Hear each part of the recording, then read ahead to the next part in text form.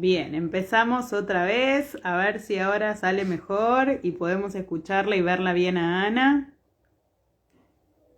Hola Andre, hola Gise, ¿cómo andan?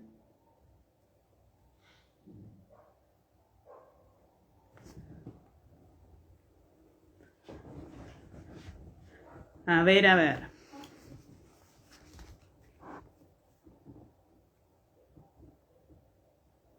Vamos a esperar a ver si ahora se pueden conectar y la podemos ver bien.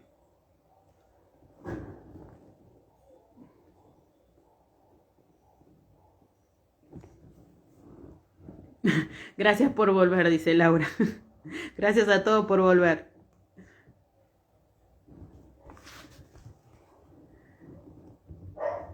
Bueno, son cosas que pueden suceder. Ahí lo tenemos a Álvaro, así que ahora Álvaro te vamos a invitar a vos para participar. Ahí está. Bueno, ahora sí, crucemos los dedos, pongamos la mejor energía psicomotriz y esperemos poder conectarnos. A ver. Hola, ahora sí.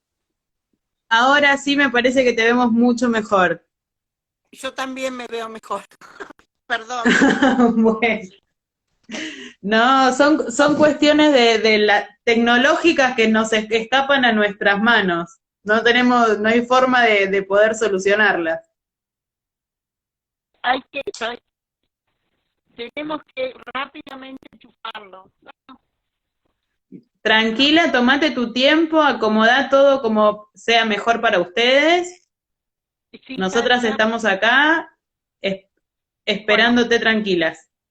dale, arrancamos un poco por la gente pobre. La gente está chocha y la gente no tiene apuro y están todos con mucha paciencia esperando tranquilos para escucharte. Así que Bueno, no te preocupes. listo. Ahora estamos. Todo pronto. Bien. Si querés acomodar, ahí está, acomodá el teléfono así te vemos. Perfecto, ahora sí. Te damos la bienvenida desde Espacio Habitarte. Laura y yo te agradecemos un montón que estés acá hoy con nosotras. La verdad que un placer poder escucharte. ¿Ves? Ahora empezó a ladrar el perro, mi perro, así que son cosas que pueden suceder. Pero bueno, a ver, para decirles a todos que practicamos, ¿cierto? Y salía todo bien hace un rato, pero algo le pasó a mi teléfono. Pero por suerte está Álvaro, un gran compañero de ruta de toda la vida. Gracias Álvaro, nos sacaste las papas del fuego. Bueno, Bueno, entonces vamos a empezar dándote la palabra a vos para que nos cuentes un poquito, Ana, cómo llegaste a la psicomotricidad, cómo fue tu encuentro con esta disciplina. bueno, yo creo que nos encontramos. Yo era ya maestra de la escuela y me acerqué al servicio de neuropediatría, hoy cátedra de neuropediatría, a formarme en dificultades de aprendizaje. Y en el servicio ya se estaba, que en esa época lo dirigía la profesora Rebollo, quien había estado con Ajuria Guerra y estaba conectada con Ajuria Guerra, había armado un equipo interdisciplinario donde ya se encontraban dos psicomotricistas que después, bueno, van a ser referentes, una de ellas docente y la otra una gran referente en mi formación de base, que eran Berta Gordón de Arestivo y Janet Podebielvich. Y bueno, y ahí eso que era la psicomotricidad, no había oído hablar de ella, y viéndolas trabajar, observando los ateneos clínicos, presentando los casos, empezó a entrarme una especie de curiosidad por esa disciplina distinta, nueva, hasta que hubo un llamado en ese momento, paralelamente, la doctora Rebollo estaba tratando de sacar de manera oficial la formación en Uruguay, en la Universidad de la República, que fuimos primeros. Yo soy de la primera generación que entramos en el año 1978, que en esa época nos recibíamos de técnicos en reeducación psicomotriz, que después, bueno, fue evolucionando a licenciatura. O sea que es eso, por curiosidad nos fuimos. Cuando yo iba como preguntándome y tratando de saber más sobre la disciplina nueva que me llamaba la atención, sale el llamado porque se ingresaba, había que dar examen de ingreso, ¿no? No ingresaba todos los que se anotaban, solamente había 10 cupos, y bueno, y nos presentamos. En ese momento se presentaron más de 70 personas. Y de ahí salimos la primera generación, que fuimos 8 mujeres, de que nos recibimos en Uruguay. Nada, hasta ahí. Y así te encontraste con la disciplina. ¿Y Así, cómo fue, la salida al campo laboral? ¿Cómo empezaste a desarrollarte como bueno, psicomotricista? a ver, entre las 8 mujeres primeras, armamos la Asociación Uruguaya de Psicomotricidad. Y me acuerdo que le habíamos pedido ayuda en el sentido como de apoyo, y a Noemí Beneito y Mirta Chocler, 2 argentinas, ¿no? Que ellas vinieron y dieron unas charlas y era interesante para hacer ruido, como uno dice, para dar a conocer la disciplina. Por un lado era tratar Mira, de ahí, abrir disculpa, espacio, ahí se te movió. Eso. para abrir espacio, para que pudiera conocer la disciplina, a la vez que armábamos la Asociación Uruguaya de Psicomotricidad. Y en el primer año, 1980, en el primer año que dimos, dimos nacimiento a la asociación, generamos un encuentro, ¿no?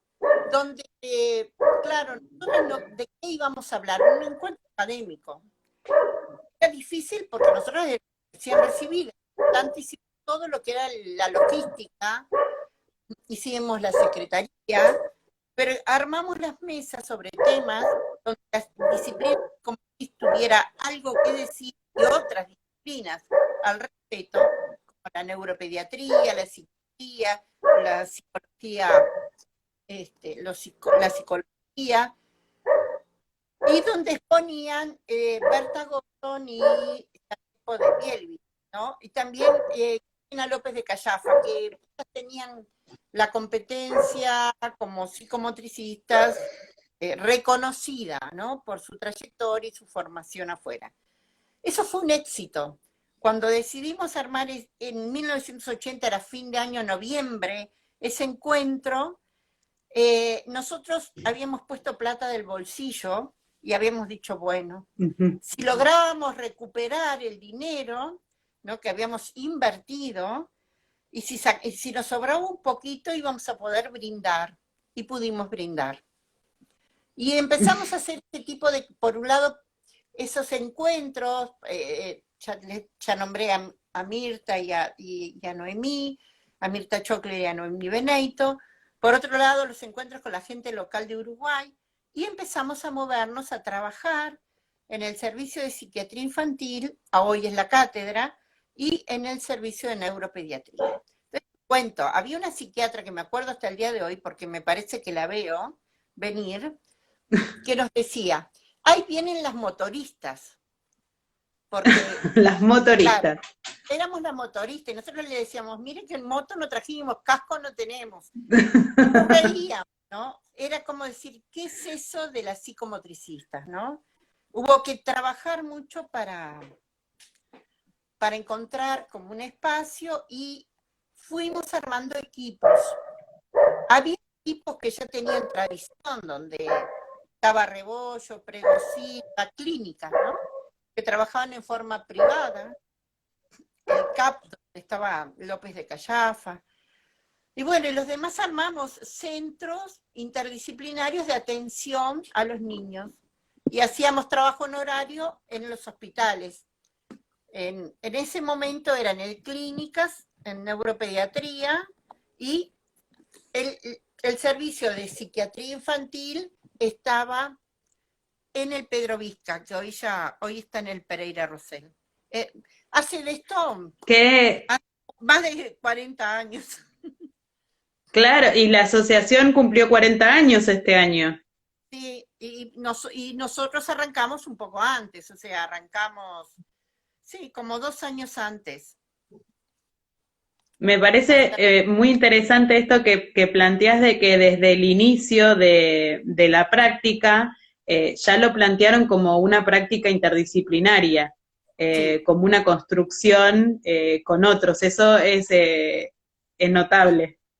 yo creo que es la esencia de la psicomotricidad. ¿No? En todos mis 40 años trabajé en los ambientes públicos y privados, ¿no? En la clínica y hice mucho trabajo comunitario, tanto de educación como de promoción y prevención del desarrollo, y también trabajé en investigaciones y siempre trabajé con otros colegas y con otras disciplinas. Creo que es fundamental el trabajo con otros, como nos vamos construyendo, tenía claro a Julia Guerra, ¿no? Yo creo que no nos podemos apartar los psicomotricistas de leer a Julia Guerra y cada tanto volverlo a traer a pesar del tiempo. Tiene vigencia aún. Hay pensadores que siguen teniendo vigencia, él es uno de ellos. Para mí, ¿no? No sé. Y contanos un poquito cómo continúa esto, porque este trabajo que empezaron a hacer desde la interdisciplina y en los hospitales, cómo se fue transformando y cómo fueron llevando a los proyectos como los de los centros de atención a las infancias y las familias. Como los CAIF. A ver, el tema fue, Exactamente. esto es también, son como azarosos mis caminos, ¿no? Yo salgo de la carrera de formación y bueno, empiezo a trabajar con niños con niños, ¿no? En edad escolar fundamentalmente y con bebés. Pero de las patologías me interesaba el autismo y la psicosis. Entonces me acerco al servicio de psiquiatría infantil, donde estaba el profesor Prego Silva en ese momento, y había un grupo interdisciplinario que se llamaba GRAIPI, que quería decir Grupo Interdisciplinario de Investigación de la Psicosis Infantil y el Autismo, donde estaba formado por psiquiatra infantil, por neuropediatras, psicomotricistas, psicólogos, fonoaudiólogos, trabajador social, asistente social en aquella época. Y ahí empiezo a seguir la psicomotricista que estaba a cargo de los diagnósticos y de los casos del GRAIPI, era Janet Podebielewicz. Y empecé a participar de los ateneos, observaba cómo ella trabajaba en la parte diagnóstica, cómo se discutían los casos, cómo se planteaban las intervenciones. Esto hace que mi interés era el autismo y la psicosis, ¿no? Eso era algo que me parecía muy importante.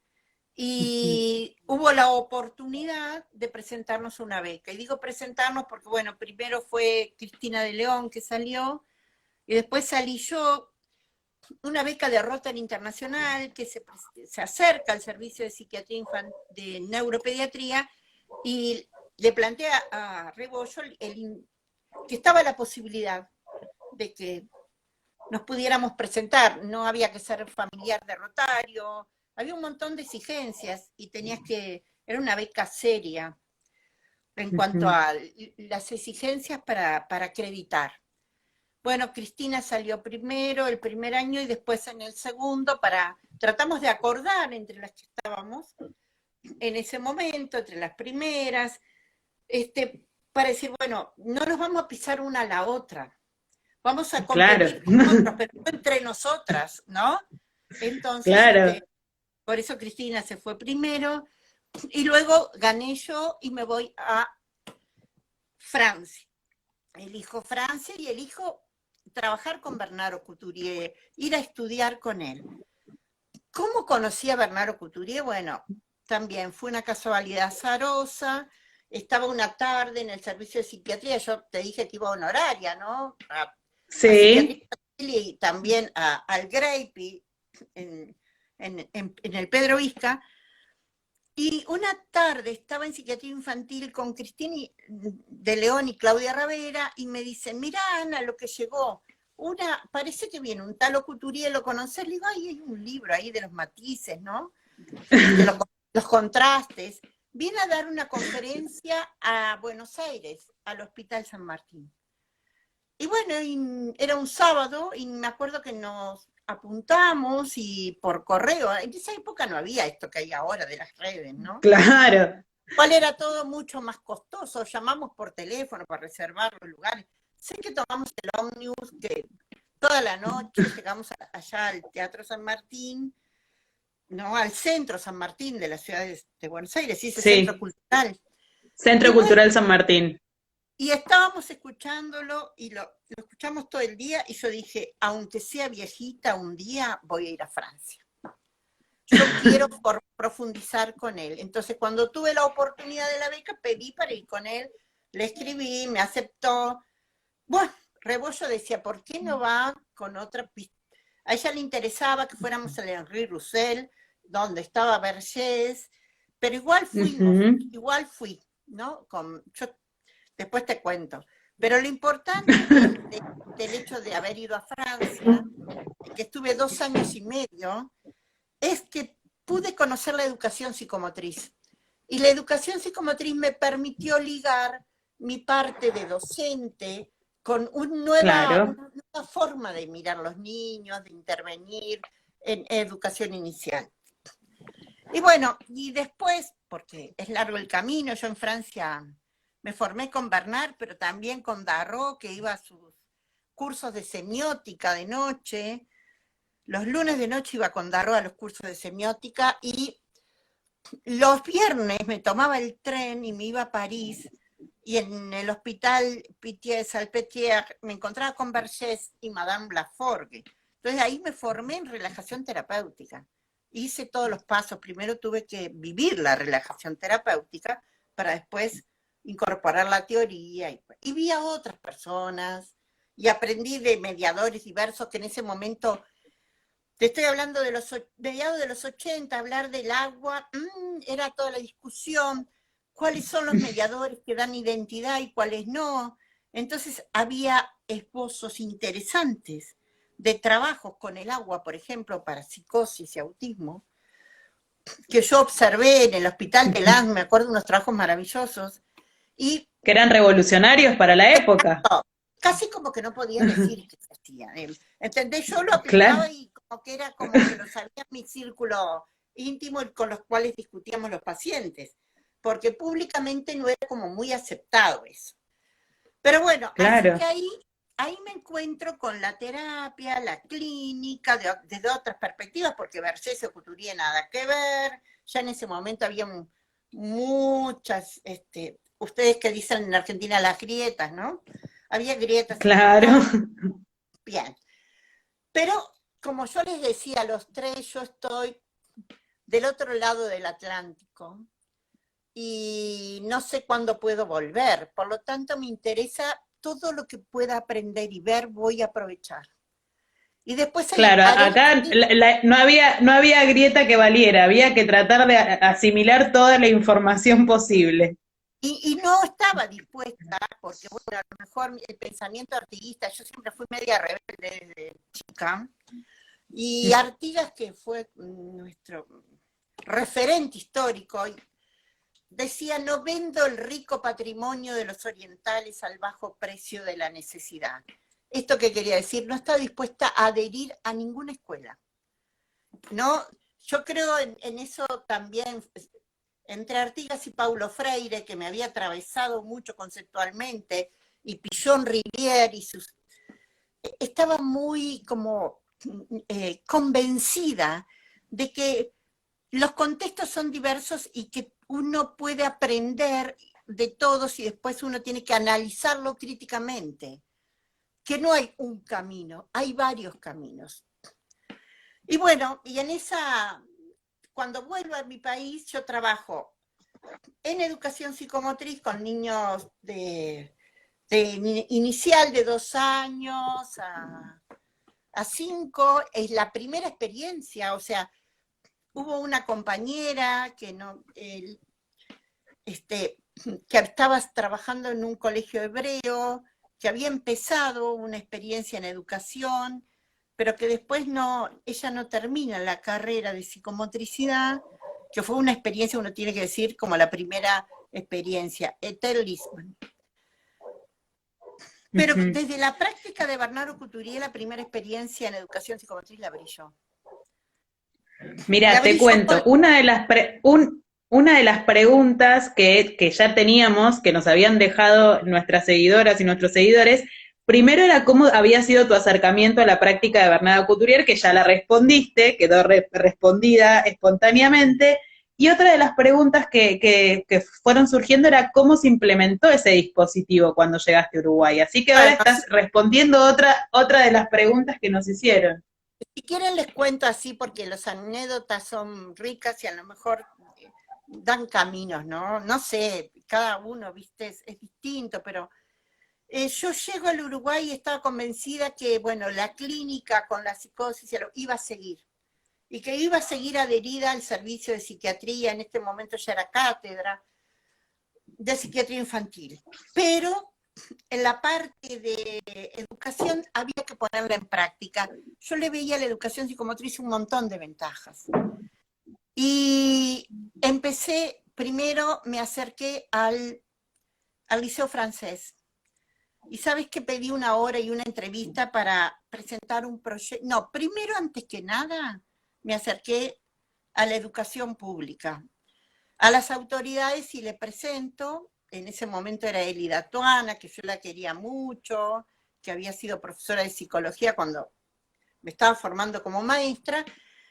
Me acerco para hacer un proyecto y yo quería una escuela que pudiéramos hacer un trabajo realmente de implementación con bases de investigación, en el sentido que una escuela, tomar 2 escuelas que se pudieran aparear, ¿no? Por las características de la población y un montón de características institucionales, para controlar y que una tuviera educación psicomotriz, la otra no, y ver qué pasaba. Tratar de llegar a ver qué efectos, si esa cosa que a mí me parecía que era tan positiva, se veía. Bueno, la respuesta que tuve era que cubos ya habían en las instituciones de educación inicial. Cubos por los almohadones, ¿no? Sí, los cuadrados grandotes. Muy bien, entonces me fui con el proyecto al Liceo Francés y me acuerdo que fui a pedir una hora para una entrevista con el director, porque yo digo, bueno, dado que yo hablo francés, estuve 2 años y medio, etcétera, etcétera, y ¿saben lo que me pasó? Lo vi demasiado encerado y no llegué a pedir la hora. Me retiré antes, porque dije, ay, esto es muy rígido, está con mucha cera.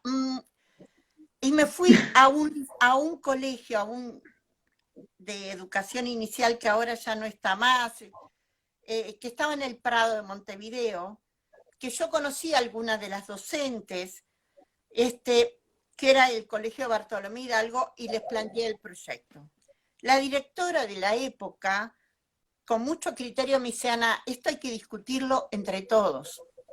Y nada, les cuento que la discusión entre todos era todos los que trabajaban, o sea, los docentes, los auxiliares, los profesores de educación física, los psicólogos, todos los que tenían algo que ver con la institución y que estaban trabajando con los niños. Yo se lo tenía que presentar a todos los que después fueron mis compañeros de tarea durante un tiempo de ruta, y bueno, y ver qué planteaban, cuáles eran las dudas. La decisión tenía que salir del colectivo.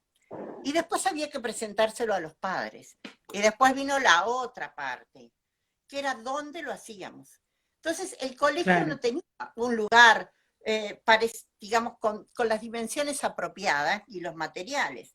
Estábamos en febrero, en marzo empezaban las clases, como decimos nosotros, y yo dije, bueno, no, tenemos que hacerlo en una sala en condiciones. Entonces me propusieron que yo alquilara alguna casa del Prado próxima al colegio que tuviera un salón grande como yo planteaba. Bueno, alquilo la sala, la acondicionamos para que tuviera las dimensiones suficientes y le puse el material. Yo estuve un año trabajando, el primer año en educación trabajé para pagar los materiales.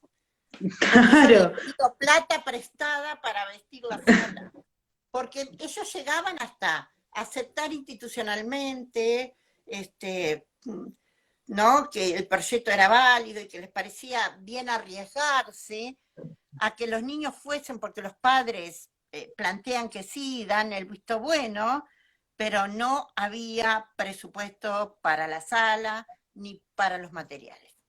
Así que, Que era bueno, una parte esencial de esta práctica tan particular. O sea, exactamente. Entonces me acerqué y bueno, hice una inversión, un año, en lo que gané, que ganaba como maestra. Miren que no me pagaban como psicomotricista ni profesora especial, como maestra, como docente, cosa que está bien si vos lo pensás desde lo institucional. Esta es otra discusión que podemos dar un día, en el café o donde sea. Lo invertí para pagar el préstamo, porque, claro, ningún banco me iba a dar plata, y no se crean que yo no tengo plata. Entonces, le pedí a mis hijos, a cada uno un poquito y a mi familia. Entonces, era un grupo, yo tenía un grupo de accionistas enorme y iba devolviendo mes a mes lo que me habían prestado. Y fue... hiciste carne esto de que la psicomotricidad es con otros, o sea, otros que aportaron para poder construir esa sala. No, y no solamente eso, ayudaron adentro, ¿no? Y también crecí en la parte crecí en lo que, en el conocimiento. Los sábados la sala se abría a las familias para intercambiar. También hacíamos muchos encuentros con los docentes, pero era hiperfermental. Y me acuerdo, tengo muchas anécdotas sobre esto, pero hay una que se las quiero decir. Un papá que estaba parado, recostado a la columna, hijo de un ingeniero él, docente de la Facultad de Ingeniería de la Universidad de la República, e hijo de un ingeniero hiper famoso de Uruguay, que recostó y me dice: señora, todo esto que usted nos ha dicho parece súper lindo, ¿no? Pero entonces, ¿usted cómo va a evaluar esto? ¿Qué va a hacer? Porque esto está lindo, es muy romántico, está buenísimo, pero ¿cómo se plantea que vamos a evaluar a ver qué efectos de verdad tiene? Y bueno, y ahí decir, ¿sabe? Esta es una parte, lo que usted está diciendo es una parte súper importante que todavía no la tengo sumamente clara, pero estoy abierta a escucharlos. Y bueno, entre todos nos fuimos construyendo, y hoy tengo una posición con respecto a la educación. Yo compro, entre comillas, y puedo defender un momento de los planteos de Couturier en educación. No estoy muy de acuerdo con otros posteriores, pensando en los niños en educación inicial en un aspecto contextualizado, ¿no? Porque la práctica psicomotriz en educación no puede estar separada de la institución y de lo que uno cree que debería ser una institución de educación inicial, ¿no? O sea, no podemos ser una isla para que tenga efectos. Bueno, y ahí fui tomando una posición, y en un momento con muchas compañeras que transitaron, porque transitaron prácticamente todos los psicomotristas uruguayos al principio, se fueron formando en la práctica educativa allí, en lo que los niños le pusieron la casa de Ana. Los propios niños, como llegaban de la escuela a la sala con sus maestras y me encontraban en la puerta que les estaba esperando, decían: vamos a la casa de Ana. Vinimos a la casa de Ana. Y esa casa fue una casa de muchas riquezas, que permitió después deriva en un libro que anda publicado con muchas compañeras que compartimos la práctica psicomotriz y con las cuales seguimos como pensando, que se llama La práctica psicomotriz en educación, del camino recorrido, el camino por andar. Que hoy deberíamos exactamente actualizarlo porque andamos bastante después de esa publicación. ¿Cómo llegamos al CAIF? Al CAIF llegamos que, bueno, en eso que yo hacía como el trabajo en educación inicial y la parte de desarrollo, y el trabajo en clínica con niños autistas graves, me parecía importante lo del desarrollo normal, era como también otro costado. Hay un llamado del CLAE para trabajar en la primera investigación poblacional de los sectores pobres urbanos, de los niños, o sea, de aquellos, es una investigación poblacional representativa de todas las familias con hijos menores de 5 años que vivían en sectores de pobreza, ¿no? Y un grupo control. Y precisaban a alguien que supiera de desarrollo normal, porque había un capítulo, una variable dependiente que era el desarrollo. Y ahí ingreso en el mundo de las investigaciones poblacionales y cuantitativas, y te estoy hablando de 1986. Es la investigación de Terra y Cole, porque después Clay, Terra y Cole, yo muchas veces me fui transformando en las instituciones por las cuales fui pasando, en la sigla de las instituciones, ¿no? Y ahí es como que Claro, dejaste tu encontré, impronta en cada espacio. claro, pero además los espacios dejan la impronta en mí. Y me encontré con una realidad de mi país terrible, que a lo mejor que eran la pobreza tiene cara de niños, en América Latina la pobreza tiene cara de niños, la situación en la cual estaban viviendo las familias, qué les pasaba, porque analizábamos el desarrollo, el estado nutricional, pero cómo se las arreglaban para criar a los niños en esas condiciones, y de ahí surge el interés por decir, wow, ahí voy virando de la clínica a lo comunitario. Y de lo comunitario Claro. empecé. Año 91 me llaman de la Intendencia de Montevideo para empezar a trabajar en los barrios de prevalencia de pobreza que tenía la Intendencia del Departamento de Montevideo. Y empezamos a ver cómo hacer, ¿no? Cómo hacer. Me llaman y bueno, eso también es otra anécdota bien interesante, porque había un equipo interdisciplinario, que era el equipo de infancia de esa municipalidad, que me convoca porque los vecinos me habían elegido, ¿no? Para que yo pensara con ellos qué propuesta podríamos tener para los barrios. Y yo ya, ¿por qué me habían elegido los vecinos? Bueno, por muchas cosas que me habían visto, que habían escuchado, o yo había salido en un video que se llamaba La Caja de Pandora, que había hecho una muchacha joven, era una tesis de comunicación, y que tuvo muchas repercusiones, porque era año 90, uno de los primeros trabajos sobre el tema género.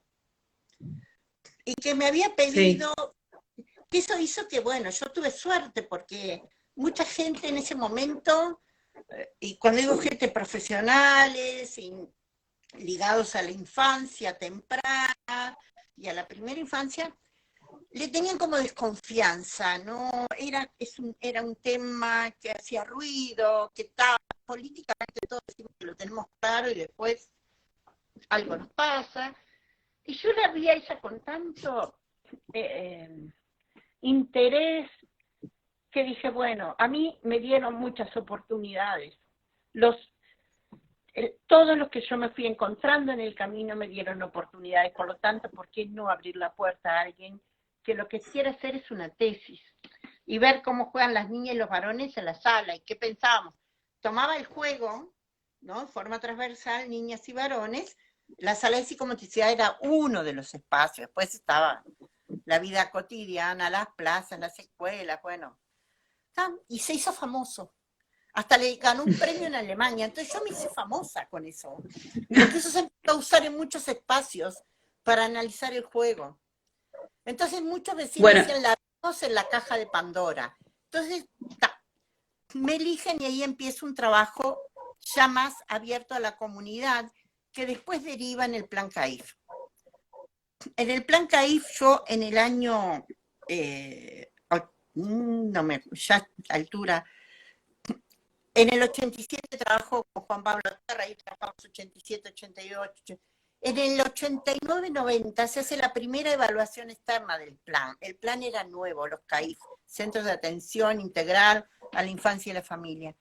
Y había poquitos, había 24. Y UNICEF pide, porque en ese momento los recursos venían de UNICEF, y esto también es todo un capítulo para hablar un día en un café solo. Yo voy a hacer un resumen cortito.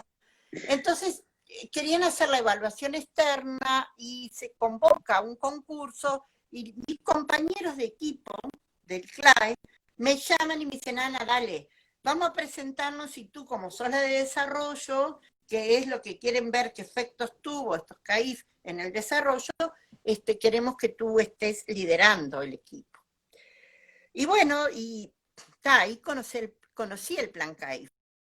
A devolver. Ahí se nos, disculpa Ana, se nos está se está. Hola. Hola. Se está cortando. A ver, ahora. Cortada, a ver. Ahora mejor. Sí, ahora te.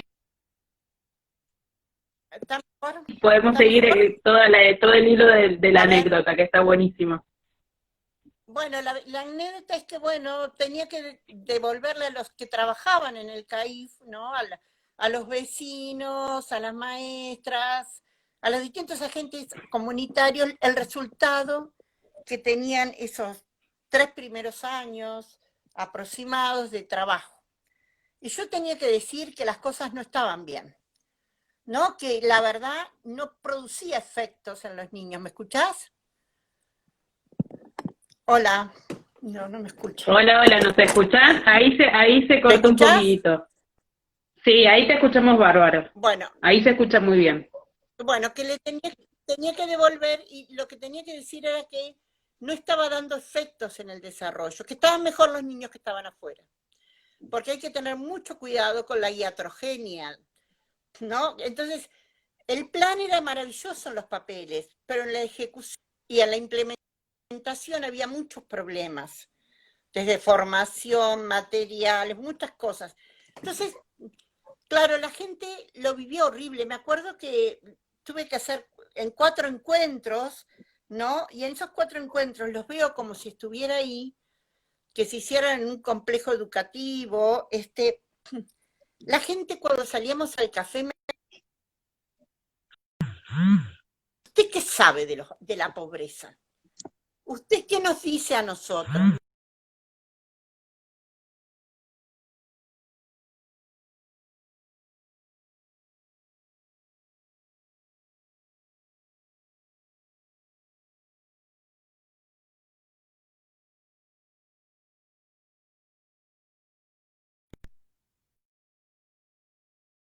Tratar de ayudar a que vean que esto no es un invento de afuera para hacer daño, sino cómo entre todos pensamos para mejorarlos.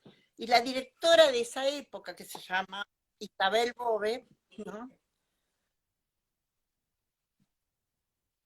Se corta, dicen. Qué pena, se corta. ¿Y ahora me escuchan? Ah, se cortó, hasta de una italiana sale nuevo opportunato. Bueno, a ver. Bien, en ese momento, ¿no? La directora del momento, Isabel Bove, me convoca para que la ayude a ver qué hay que hacer.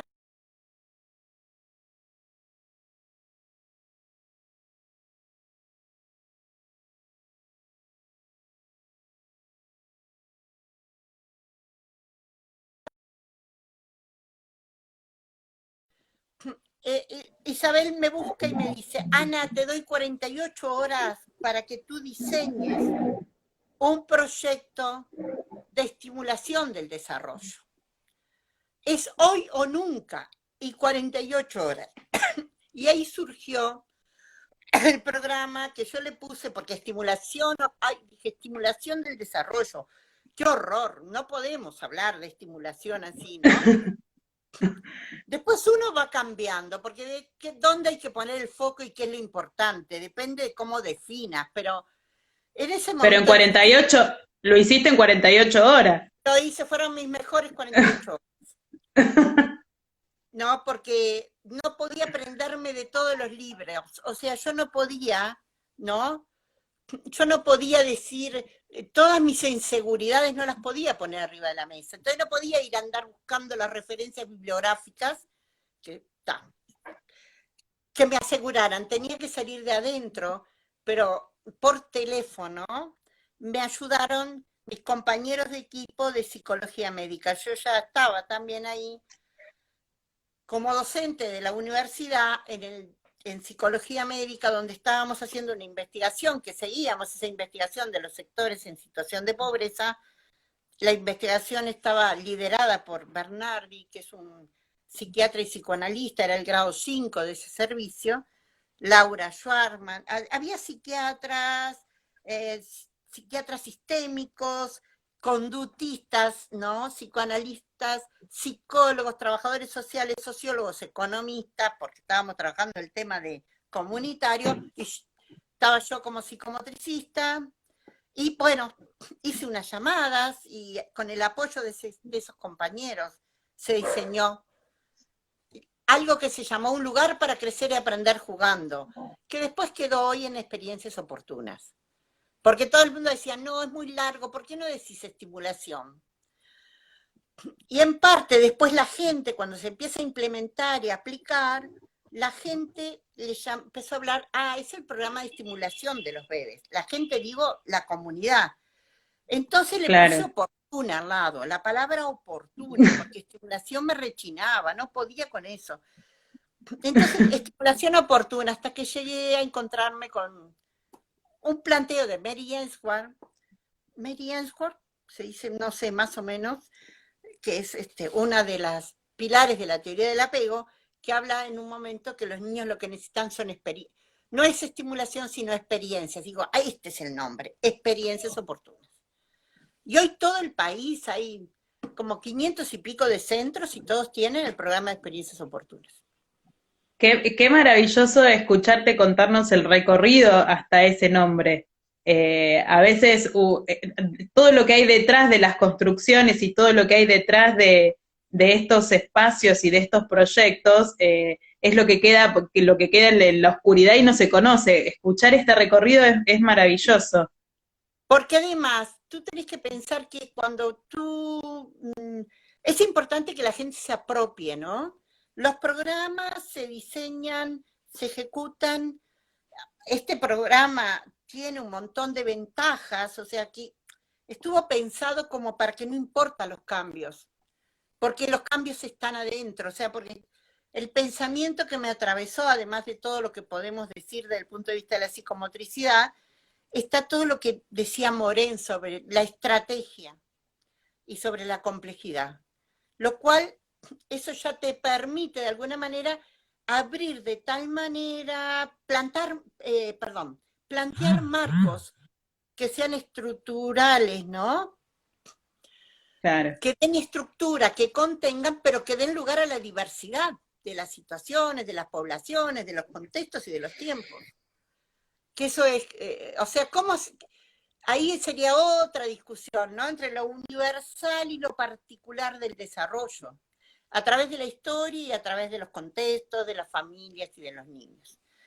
Y bueno, sobrevivió, sigue sobreviviendo, y de eso sí quiero un libro que lo escribo con otras, porque son mujeres las que están adentro, no por elección, sino por opción, reconociendo el trabajo de estas compañeras que desde el 98 están y que digamos, hoy me enseñan a mí, y que eso me parece fantástico, ¿no? Gente que es más joven, que empezó, con la cual compartimos muchos momentos, y hoy me están enseñando, y bueno, rescatando esas habilidades y esos conocimientos, estamos en un libro que va a salir pronto. Esperemos que salga a esta altura, como soy yo, la que voy lento, en marzo. Tiene que poner 48 horas. 40, te tienen que poner otra vez las 48 horas. Sí, de vuelta me tienen que poner las 48 horas. Y puedo decir más. Bueno, eso. Porque yo Sí, creo que obvio. las anécdotas lo que te van enseñando es algo. ¿Viste cuando vos te pones fundamentalista? Y vos decís, bueno, la Sí. palabra estimulación no, entonces atención temprana y no sé cuánto, y vas dando vuelta. Si tú quieres que te escuchen a veces, uno aclarando qué está diciendo, el nombre primero, si bien importa, no es lo fundamental al principio, ¿no? A veces uno aleja a los otros, a las otras, a los otros, los aleja porque estamos muy complicados. ¿Cómo planteamos? Entonces la gente no se puede apropiar. Y esto no quiere decir que yo haga cualquier cosa. Nunca hice cualquier cosa. Nunca, digamos, traté en lo posible de no ser infiel a los principios éticos y ideológicos y técnicos prácticos que porto, ¿no? Y que he ido portando y recreando, reconstruyendo, deconstruyendo, volviendo a construir durante los 40 años. Acá Lau nos pregunta si puedes adelantar un poquito del contenido del libro. Bueno, a ver, el libro Así, tiene, como una propaganda, digamos. A ver, ¿qué nos espera? ¿qué les espera? Bueno, el libro tiene este, un gran capítulo al principio que es como una revisión del marco teórico práctico, ¿no? Que yo creo que es muy importante, porque el hecho de que, a ver, hace poquito un equipo interdisciplinario de investigación sobre familia de la Universidad de la República me hace una entrevista y me dice, me preguntan, entre otras cosas, si yo pensaba que qué concepto de familia habría en el CAIF, ¿no? A raíz de que el programa de experiencia oportuna trabajo con los bebés y la familia. Qué Y yo le interesante. dije, hay tantos conceptos casi como centros existen y como psicomotricistas están adentro, como psicólogos, porque uno puede plantear teóricamente un montón de cosas, pero si no se problematizan, se repite lo políticamente correcto. Y eso no quiere decir que sea lo que se vaya a ver en la implementación. ¿No? Muchas veces uno en la implementación ve los ruidos, vos decís, partís de la base que son los padres que deben de estar empoderados, ¿no? Ujú. Que no soy yo quien le voy a dar consejos, yo no creo en los atajos, no solamente, no, voy a decir, no creo, siguiendo a Pierce, pero no creo en los atajos, creo que la humanidad es muy compleja y hay que poderla como desconstruir para volver a construir. Esto puede sonar, viste, retórico, pero es así. Entonces, si yo tengo un grupo de mamás y voy a trabajar la crianza, tengo que poder aprender con ellas, aprender con otros. ¿Dónde me coloco en el grupo? ¿Cómo recojo los saberes de otros? ¿Y cómo aporto los míos y construimos nuevos? Y esto no es solamente algo como una postura ideológica y técnica, sino que debe de ser realmente algo que lo lleves a la práctica. Y muchas veces en la práctica se ve todo lo contrario, cuando las personas empiezan a hacer tutoriales, a mí me brotan esas cosas, ¿sabes? Claro, tutoriales para la crianza. Bueno, está bien, por ahí, en épocas de pandemia ves cómo te acercas a una familia, pero ojo, con empezar a decir dónde ponemos al niño, hasta cómo, cuando agarramos, viste, la teoría de Pickler-Loxi, ¿no? Moverse en libertad, hasta cómo la Sí. planteamos a los padres, es también de esa manera unidireccional, aunque nos digamos que estamos en otro lugar, que no construimos con otros. Entonces, ya han habido investigaciones importantes donde se ha visto que la consejería funciona para la nutrición, no funciona para la crianza. Es para lo único, para aspectos de la salud, viste, en promoción y Para la nutrición sí, pero en la crianza es algo como, bueno, se juega mucha cosa ahí. Y también hay que tener cuidado, como decía Stork, Stork es una psicóloga francesa que hacía investigaciones antropológicas culturales de París 7, que tiene sobre los rituales del sueño, unos trabajos maravillosos en el mundo entero.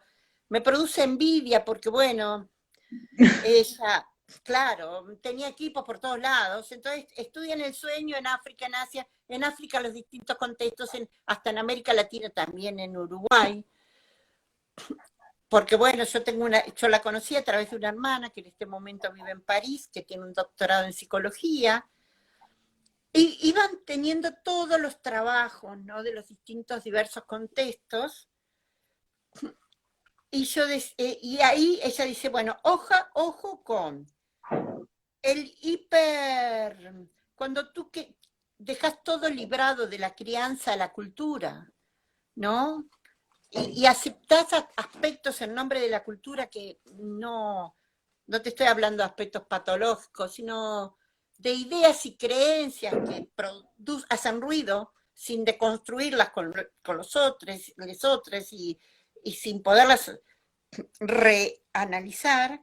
Ojo con eso, y ojo con imponer también, y ojo con imponer ideas que vienen de otras culturas, viste, como lo último, ¿qué es lo último? ¿Qué es lo que Sí, Internet produce lo que mucho? está, lo Lo que que está está de de, moda, lo que está de moda. sin haber hecho un análisis crítico de eso. Esas cosas no van a tener efecto, ¿entendés? Efecto, ¿qué efectos queremos? Un efecto parcial vamos a lograr, vamos a entender, porque ustedes me pueden decir, no, pero yo trabajé y la gente estaba re contenta y los niños yo los vi mejor. Hay para mí dos tipos de efectos, unos que son momentáneos, inmediatos, y otros que se mantienen más allá del momento, que lo vas a ver la diferencia entre una evaluación de resultados y una de impacto. Impacto es cuando después de X tiempo vuelvo a encontrar a las personas y se mantiene en ese camino o mejoró, ¿no? El resultado es en forma inmediata y Claro. por ahí está, pero bueno, nada, yo qué sé.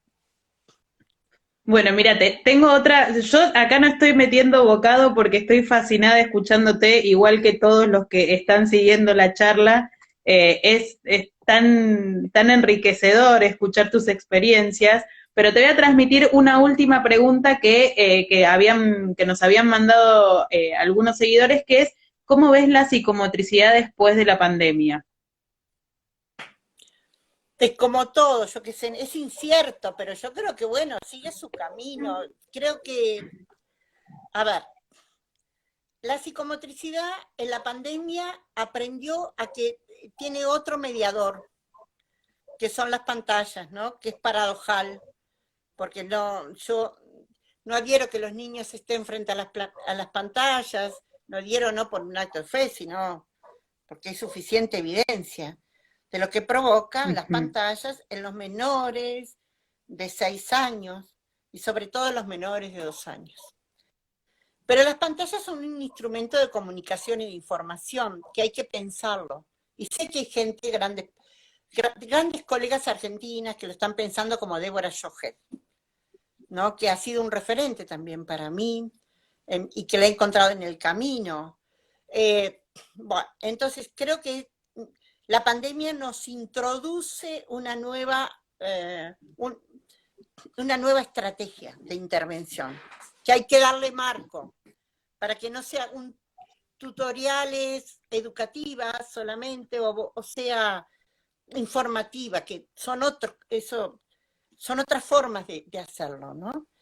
Digamos, una cosa es la intervención a través de las pantallas, otra cosa es informar a las familias a través de las pantallas. Y bueno, y después discutiremos cómo hacemos las intervenciones, si con tutoriales o no, pero hay que pensarlas. Hay que pensar el cómo, el cuándo, a quiénes Es, pa- y por qué. es para otro encuentro y para charlar toda una hora entera de eso. Sí, yo creo que sí, que sería buenísimo, ¿no? Estaría Tal bárbaro. cual. Mira, ahora nos quedan 5 minutos de charla. Y en Sí, estos 5 minutos te voy a hacer la pregunta que le hacemos a todos los invitados y las invitadas del Café Psicomotor, que es ¿qué mensaje o qué te gustaría decirles a todos los psicomotricistas y las psicomotricistas que se están formando y que están arrancando en esta disciplina y en este trayecto profesional y laboral? bueno, yo creo que tres cosas importantes. Una es, la primera y la básica, la que está en la raíz, es que uno se forma con otros y se construye con otros, ¿no?